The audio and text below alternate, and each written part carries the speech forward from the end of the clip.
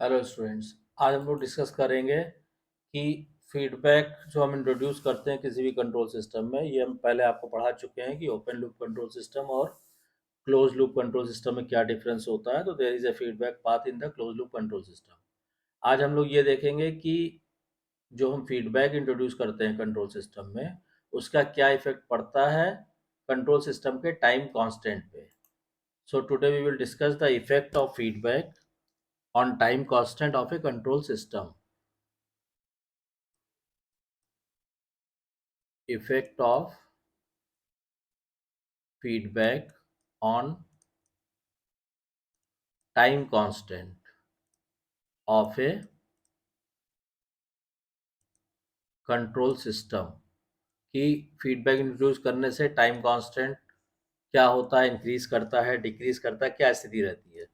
तो अब मान लीजिए जैसे हम लोग पढ़ चुके हैं, सपोज कीजिए हमने कहा कि एक ये हमने आउटपुट हो गया सी एस, इनपुट हो गया आर एस। तो ये आपको क्लियर होगा कि ये क्या है, ओपन लूप है या क्लोज लूप है, क्योंकि कोई फीडबैक पाथ नहीं है। तो ये आपका ओपन लूप कंट्रोल सिस्टम है। ठीक है। अब इसका ट्रांसफर फंक्शन 1/1 + st है। तो अब हमें मालूम है कि अगर इस ओपन लूप सिस्टम की बात करें तो C S upon R S जो है सीधा सीधा हमारा 1/1 + st आ जाएगा। ठीक।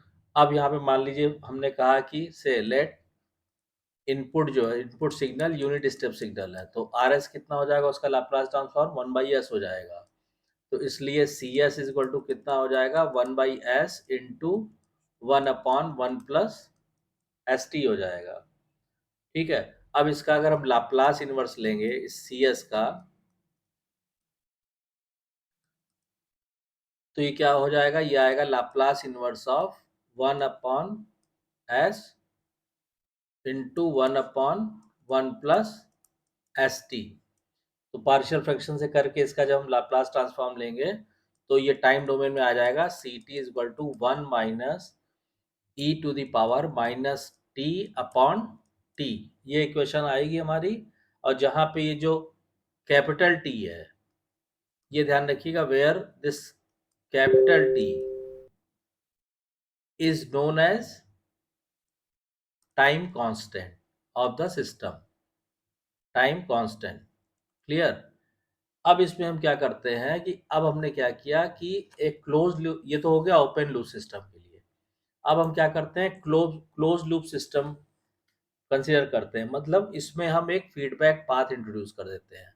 यानी ये जो हमारा ओपन लूप सिस्टम था with the transfer function of 1/1 + st, 1 + st ये था।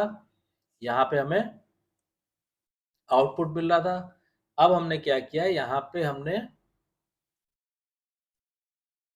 ये एक समिंग बटन लगा दिया, आर एस हम यहाँ पे दे रहे हैं, और एक फीडबैक पाथ हमने यहां से इंट्रोड्यूस कर दिया इसमें, ये। और फीडबैक का जो ट्रांसफर फंक्शन है वो हमने लिख दिया एम,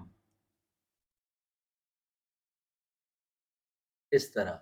अब क्या हुआ, ये क्लोज लूप सिस्टम बन गया। अब इस क्लोज सिस्टम के लिए हमने ये जो एच एस लिया है, H S equal to M लिया है। तो अब C S upon R S क्या हो जाएगा, ये आ जाएगा आपका 1/1 + st। आप सॉल्व करके देखिएगा, यही आएगा। और 1/1 + st इंटू एम। यहाँ पे हमें मालूम है कि ट्रांसफर फंक्शन उसके लिए क्या होता है, formula G S upon 1 + GSHS होता है। अब यहाँ पे क्या है, एच एस कितना दिया है, एम दिया है। और जी एस कितना, और जी एस कितना है, जी एस में मालूम है कि 1/1 + st दिया है। तो ये आ जाएगा इसका ट्रांसफर फंक्शन। इसको जब आप सिंप्लीफाई करेंगे, ठीक है, तो सी एस इजक्वल टू, इसको अगर आप इसको सिंप्लीफाई करके आप इस फॉर्म में भी लिख सकते हैं, ये आ जाएगा 1/t, इसको अलग कर दीजिए, अपॉन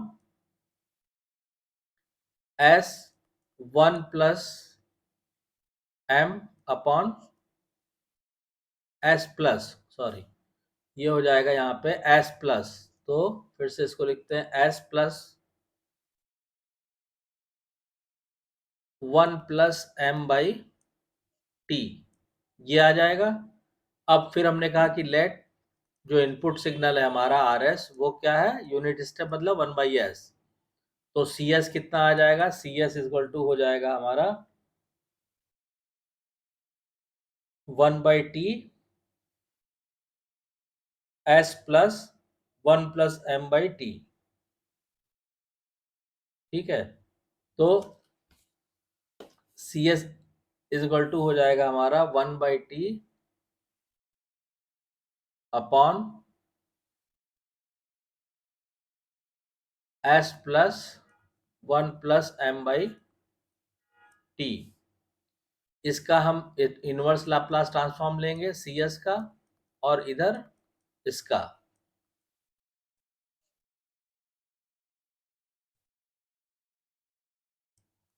इसका इनवर्स लाप्लास ट्रांसफॉर्म लेके आप फाइनल इक्वेशन निकालेंगे आउटपुट की, तो c T is equal to आ जाएगा हमारा सीधा सीधा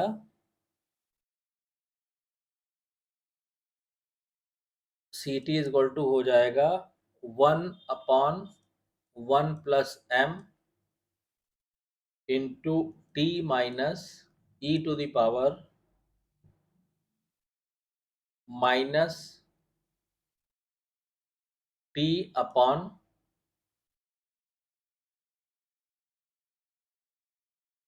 टी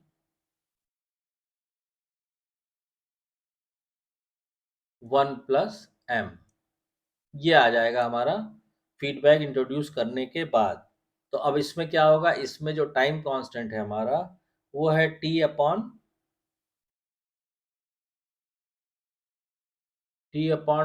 ये आएगा। तो ये यहाँ पे टाइम कांस्टेंट कितना हो जाएगा, टाइम कांस्टेंट हो जाएगा टी अपॉन 1 प्लस एम। अब इसमें क्या होगा कि टाइम कांस्टेंट देखिए, वहां पे क्या था, वहां पे केवल टाइम कांस्टेंट आया था टी ओपन लूप के लिए, और फीडबैक इंट्रोड्यूस करने के बाद आ रहा है टी अपॉन 1 प्लस एम। तो for positive values of m the time constant is less than the time constant t. It means that the time constant of closed loop system is less than the time constant of open loop system.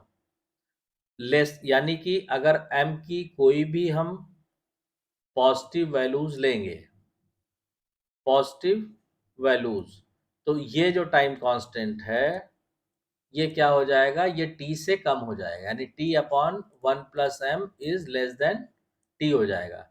इसका मतलब क्या हुआ कि जो close loop system का जो time constant है, close loop system का, वो कम हो जाएगा किससे, ओपन लूप सिस्टम से, ओपन लूप सिस्टम से। इसका मतलब क्या हुआ कि टाइम कांस्टेंट कम होने का मतलब क्या हुआ कि फास्ट रिस्पांस फास्टर हो जाएगा। Less time constant means response is faster, यानी क्लोज लूप का जो रिस्पांस है, रिस्पांस इज फास्टर हो जाएगा। ठीक, therefore feedback improves the time response of the system. इसका मतलब रिस्पांस फास्टर हो गया। इससे ये बात निकल के आई कि अगर हम फीडबैक इंट्रोड्यूस कर देते हैं सिस्टम में, किसी भी ओपन लूप सिस्टम में अगर हम फीडबैक इंट्रोड्यूस करेंगे तो क्या होगा, वो क्लोज लूप सिस्टम हो जाएगा। और यहाँ पे हमने ये प्रूव करके आपको दिखा दिया कि क्लोज लूप सिस्टम का जो टाइम कांस्टेंट है वो m की किसी भी पॉजिटिव वैल्यू के लिए, इसकी वैल्यू, ये ओपन लूप सिस्टम का है केवल t, अभी हमने देखा था, तो इससे कम हो जाएगी इसकी वैल्यू। ठीक, और जब टाइम कांस्टेंट की वैल्यू कम हो जाएगी क्लोज लूप सिस्टम के, तो इसका मतलब क्या हुआ कि जो इसका रिस्पांस है, जो स्टेडी स्टेट पहुंचने में लगा हुआ जो समय है, या रिक्वायर्ड आउटपुट ऑब्टेन करने में जो समय लग रहा है किसी भी क्लोज लूप सिस्टम द्वारा, वो in comparison of open loop system वो समय काफी कम लग रहा है। तो इसीलिए that's why close loop system are more faster, response is faster than the open loop system. तो या in other words we can say that by introducing feedback, या अदर वर्ड में हम ये कर सकते हैं कि फीडबैक इम्प्रूव्स, फीडबैक इम्प्रूव करने, इंट्रोड्यूस करने से क्या हुआ, feedback improves the time response of the system, time response of the system. Feedback introduce करने से सिस्टम फास्टर हो जाता है, या दूसरे वर्ड में आप कह सकते हैं कि उसका जो टाइम रिस्पॉन्स है वो इम्प्रूव हो जाता है। तो आई होप कि आपको ये क्लियर हो गया होगा। अगर कोई डाउट या कन्फ्यूज़न है तो कमेंट लाइन में कमेंट करके लिखिए, और अगर वीडियो कंटेंट पसंद आ रहा है तो प्लीज़ वीडियो को शेयर कीजिए, लाइक कीजिए, चैनल को सब्सक्राइब कीजिए और नोटिफिकेशन बेल को ज़रूर ऑन कर दीजिए ताकि नेक्स्ट वीडियो की इन्फॉर्मेशन आपको तुरंत मिल सके। Thank you.